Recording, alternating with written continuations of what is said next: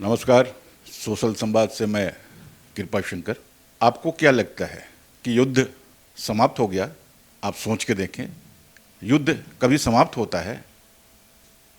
या दुनिया का युद्ध है, या जीवन का युद्ध है, या सत्ता प्राप्ति का युद्ध है, अपना दबदबा बनाए का युद्ध है?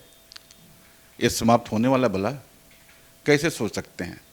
हाँ, आप यह कह सकते हैं कि आसान शब्द सीज फायर हो गया, यानी खतों की दावत में आ गया, शब्दों में आ गया, कागजों में आ गया, एग्रीमेंट में आ गया, बस इतना ही होता है। बाकी युद्ध कभी समाप्त नहीं होता है, युद्ध चलता रहता है। दबदबा का युद्ध सबसे ज़्यादा है, और दबदबा इसलिए कि हमारे पास जितने परमाणु शक्तियाँ आ गई हैं, उसका जो जोश है वो हमें युद्ध के लिए प्रेरित करता है। और आपको जानकर यह हैरत होगा कि परमाणु युद्ध, परमाणु हमले और परमाणु अयुद्ध बनाने की जितनी सामग्रियां हैं, सब भारत में मौजूद हैं। यह शांति प्रिय देश रहा है भारत, लेकिन युद्ध की जितनी सामग्रियां हैं, सब अपने देश भारत में ही उपलब्ध हैं। और भारत बोले तो भारत का ही एक हिस्सा है, एक राज्य है जिसको वन प्रदेश बोला जाता है, झारखंड, सब वहीं मौजूद हैं। इन परमाणु आयुधों में सबसे ज़्यादा जो इस्तेमाल किया जाता है वह है यूरेनियम। यूरेनियम बहुत ही हल्की चीज़ होती है, आपने देखा भी होगा लेकिन आपने ध्यान नहीं दिया होगा। और आपको हैरत होगा कि यूरेनियम झारखंड के जमशेदपुर यानी टाटा नगर से मात्र 18 किलोमीटर दूर जादूगोड़ा के खदानों में पाया जाता है। यह देश की पहली खदान है जहां यूरेनियम निकाला जाता है। और आप कहें तो इससे भी नज़दीक खदान है, 18 किलोमीटर दूर से भी, बल्कि आप यह कह लें कि जमशेदपुर का एक इलाका, जमशेदपुर का एक मोहल्ला में ही इसकी खदान है यूरेनियम की। बिल्कुल सटा हुआ वह जगह है तुरामडी। तुरामडी में भी यूरेनियम पाया जाता है। इसके अलावा झारखंड के भाटिन, नरवा पहाड़, बागजाता, बहादुर कुंग और मोइल्डी में खदानें हैं और वहीं पाए जाते हैं। दरअसल यूरेनियम परमाणु सपनों को उड़ान देते हैं। और यही नहीं, यह हजारीबाग में भी पाया जाता है। झारखंड का ही एक जिला है हजारीबाग, वहाँ भी पाया जाता है। आप इसकी कीमत जानना चाहेंगे? दरअसल मैं यूरेनियम के बारे में बात करना नहीं चाहता हूँ। यूरेनियम के बहाने मैं उस प्रेम की बात करना चाहता हूँ, उस प्यार मोहब्बत की बात करना चाहता हूँ जो इससे भी ज़्यादा असरदार है और जिसका दायरा विश्व की चौहद्दी से भी पार है।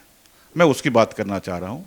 एक छोटी सी कथा सुनाएंगे, और कथा इसलिए सुनाएंगे कि यह कथा झारखंड की है और इन्हीं इलाकों की है। प्रेम कहानी, बहुत ही अद्भुत प्रेम कहानी मैं आपको सुनाने जाऊंगा। उसके पहले मैं आपको यूरेनियम की ताकत बताता हूं, उसकी बाजारू कीमत बता देता हूं। 1 किलो यूरेनियम की कीमत 1 करोड़ से ऊपर है।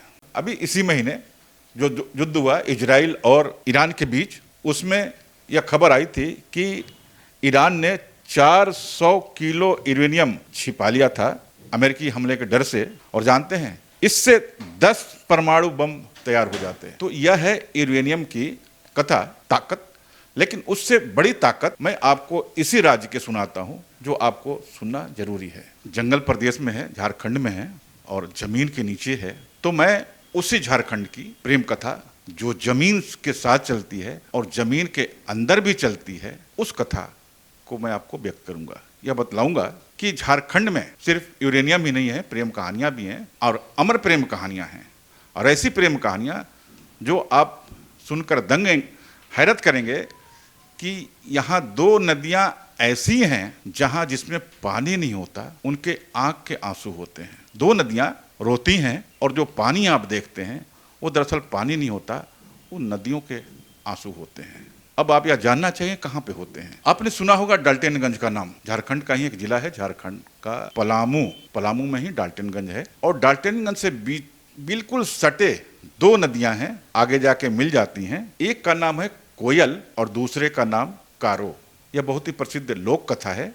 कोयल नदी के किनारे है, शहर के किनारे है। यह दरअसल कोयल जो थी एक मुंडा राज की बेटी थी, मुंडा राजा की बेटी थी और जंगल में जाती थी शिकार करने। और तभी नागों के देवता उसे मिलते हैं जिनका नाम कारो होता है और दोनों में मोहब्बत हो जाती है, प्रेम जिसको बोलते हैं। बात फैलते फैलते राजा तक गई तो राजा आवताव में आ गया और उसने कोयल को जंगल से दूर कर देता है और फिर अपने तप से कोयल नदी में बदल जाती है और उसकी प्रेम कहानी अमर हो जाती है। और आपको यह भी जानकर हैरत होगा कि जो कारो था, जो सांपों का राजा था, अपने तप के बल पर वह भी एक नदी बन जाता है। और जब आप डाल्टनगंज जाएंगे, पलामू जाएंगे, तो दोनों नदियों का मिलन आज भी होता है, शहर से थोड़ा दूर। और लोग आकलन करते हैं, उसको समझते हैं, उस दर्द की तह में जाते हैं। मालूम होता है कि वे दरअसल पानी नहीं, उनके बहते आंसू हैं। ऐसी ऐसी प्रेम कहानियां हैं इस झारखंड में, जहां मैंने बताया कि यहाँ यूरेनियम भी पाया जाता है। उससे ज्यादा असरदार यहाँ प्रेम की कहानी है, वो प्रेम जो बहुत ही तल्ख है, असरदार है और दीर्घजीवी है। शुक्रिया।